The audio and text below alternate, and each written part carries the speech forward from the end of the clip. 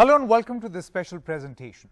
COVID-19 second wave has left many children orphaned and helpless across India. While some have lost both their parents, others are in a situation where a single surviving parent is unable to take care of them financially and psychologically. This half hour is to discuss the enormity of the problem and also give important information as to which key responsible agency can be approached for help. I am delighted to mention this fact that we have a person who can shed great amount of light out of his own experience and also suggest what can be done for these children. Remember, this is a huge cause of concern for us. I would like to welcome Nobel Peace Laureate Kailash Satyarthi ji. Thank you very much, Kailash ji, for joining us right here on NDTV. I want to know from you, Kailash ji, what has your experience been over the past few days? What have you heard? Have you come across a large number of instances where children are being orphaned due to COVID? Thank you, Sanket ji, for bringing this very, very pertinent and important issue today on NDTV. Well, we have realized that quite a number of children are being affected directly or indirectly. The direct impact was that they were infected with the coronavirus, but also other impact was that some of them have lost their parents, both parents or one parent. And that is the reason we have been raising this issue that no child is left behind, no child is left out, no child should be left to the fate of their own fate. So that's why we decided that not only us, but the government and other agencies should prioritize this issue in this second wave, as well as be prepared for the third wave, because the number would be much more in the third wave. Absolutely. Kailash ji, मैं इसी से जुड़ा हुआ सवाल आपसे ये पूछना चाहता था कि देखिए, ये कोई भी नहीं कह रहा है कि सरकारें इस मुद्दे को लेकर के संवेदनशील नहीं है या संवेदनहीन हो गई हैं, ऐसा नहीं है। लेकिन जाहिर से कुछ काम वो कर रहे होंगे, लेकिन अभी उनको और बढ़ावा और मजबूत करने की ज़रूरत है उन सारे कार्यों को। वो इसलिए क्योंकि हम जिस तरीके की चुनौती से जूझ रहे हैं, अभी सारा ध्यान इस बात पे केंद्रित हो गया है कि किस तरीके से अस्पतालों में लोगों की जान बचाएं। और जिस तरीके से लोगों की मृत्यु हो रही है, ऐसे में बच्चे अपने आप को कहाँ पाते हैं, उसको लेकर के क्या समन्वय बने सरकार और संस्थाओं में? देखिए, एक तो परस्पर विश्वास बहुत जरूरी है और मिलकर काम करने के लिए ये बुनियादी शर्त है। और इसके लिए संवाद भी जरूरी है कि लोग आपस में बैठ के बात करें और गैर सरकारी संगठन भी इस विषय के जानकार, जो बाल मनोवैज्ञानिक हैं, बाल चिकित्सा शास्त्री हैं, ये सारे जो देश के चुने हुए एक्सपर्ट्स हैं, इनके साथ बातचीत की जाए। और मैं लगातार ये सोच रहा हूँ भारत के स्तर पर भी और अंतर्राष्ट्रीय स्तर पर भी, और शुरू में ही आपसे संकेत जी ये कहना चाहता हूँ कि हम भारत सरकार से विनम्र निवेदन कर रहे हैं कि तीसरी लहर की जो त्रासदी की संभावनाएं व्यक्त की जा रही हैं, उनको ध्यान में रखते हुए एक राष्ट्रीय स्तर पर एक टास्क फोर्स बनाया जाए, जो माफ कीजिएगा राजनीतिक तौर पर भले ही उतना मजबूत ना हो, राजनीति अलग चलेगी, लेकिन एक्सपर्ट्स लोग, जो विशेषज्ञ लोग हैं देश के जाने माने, उनको साथ लाके अभी से तैयारी की जाए।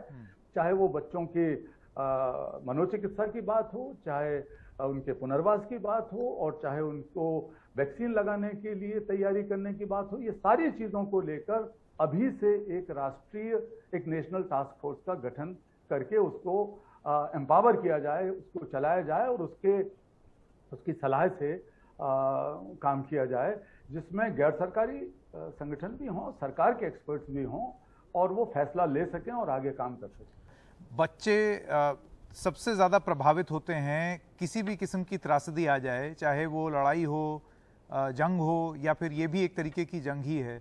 और उनकी त्रासदी ऐसी होती है जिसके बारे में सबसे कम बोला जाता है और उसको सबसे कम उस पर अमल भी किया जाता है या काम उस पर सबसे कम होता है, क्योंकि उनकी आवाज़ नहीं आती, बहुत ज्यादा दब जाती है। मैं आपसे ये जानना चाहता हूँ, एक और कैलाश जी, एक चुनौती जो बन करके उभर करके सामने आ रही है वो ये है कि भलमनसाहत से ही बहुत सारे लोग मदद करना चाहते हैं ऐसे बच्चों की जिनके माँ बाप दोनों गुजर गए, और उसकी कुछ इमोशनल अपील्स भी सोशल मीडिया पे चल रही हैं कि ये बच्चा अनाथ हो गया, इसको अडॉप्ट कर लो, लेकिन वो बहुत गलत तरीका है, ऐसे अडॉप्शन नहीं होता है इस देश में। आप क्या बताना चाहेंगे कि कुछ ऐसा एक्सपीरियंस जो आपको पता हो?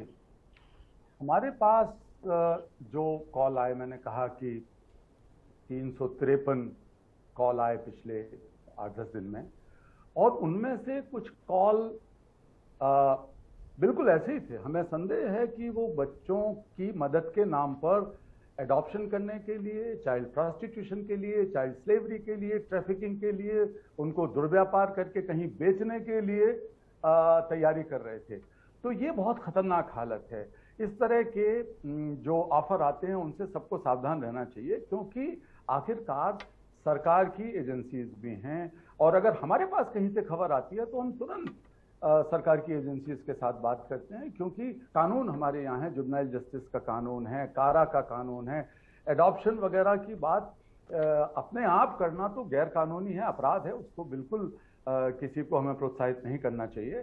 जो लोग मदद करना चाहते हैं वो गैर सरकारी संगठनों की मदद करें, चाइल्ड केयर सेंटर्स जो हैं, बच्चों के आश्रय स्थल हैं, उनकी रखरखाव के केंद्र हैं, उनकी मदद करें, सरकार की एजेंसियों की मदद करें, पुलिस को बताएं, बजाय इसके कि वो खुद आगे बढ़ के चोरी से बच्चों को लेना चाहें। मैं आपको बताऊं संकेत जी कि जब इस पूरे चीज की शुरुआत हुई तो मुझे, जब ये पहला दौर आया पेंडेमिक का, तो मुझे लाइबेरिया में वो बच्चे याद आए जिनको मैंने सड़कों पर देखा, जो अनाथ हो गए थे या जिनके माँ बाप बहुत गरीब थे, जिनका कामकाज छूट गया था, बीमार रहने लगे थे इबोला की वजह से। तो इबोला के शिकार बच्चों की मुझे याद आई। तो मैंने अपने कुछ मित्रों से बात की, नोबेल लॉरिएट से, कुछ प्रेसिडेंट या प्राइम मिनिस्टर या फॉर्मर प्राइम मिनिस्टर्स के साथ, भारत सरकार को भी हमने चिट्ठियां लिखी कि देखिए बच्चे इससे ज्यादा प्रभावित होने वाले हैं, बहुत सारे बच्चे इससे परोक्ष रूप से प्रभावित हो सकते हैं उस समय। अब तो प्रत्यक्ष प्रभावित हो रहे हैं और आगे और भी ज्यादा प्रभावित होने की संभावना है। तो हमने इस मुद्दे को उठाया कि अभी से बच्चों को केंद्रित करते हुए हमारी राहत की नीतियां, पुनर्वास की नीतियां, बचाव की नीतियां बने। अगर हम बच्चों पर केंद्रित करके अपनी नीतियां नहीं बनाएंगे तो बहुत बड़ा नुकसान देश को होगा और दुनिया को होगा। वैक्सीन की बात जो मैंने कही, मैंने कहा कि हम सारी दुनिया में ये बात उठाना चाहते हैं कि वैक्सीन हो। अस्पतालों की बात आप देखिए कि दिल्ली में कुछ बच्चों की हमें खबर मिली कि उनको पेंडेमिक हो गया है। अब सभी के लिए दिल्ली में परेशानी हो रही थी, अभी भी हो रही है, ऑक्सीजन से लगा के, हम सब जानते हैं, मुझे रिपीट करने की जरूरत नहीं है। लेकिन अस्पताल, बच्चों के लिए जो डेडिकेटेड अस्पताल हैं, वो हर जगह पर अभी से हमको बनाना चाहिए।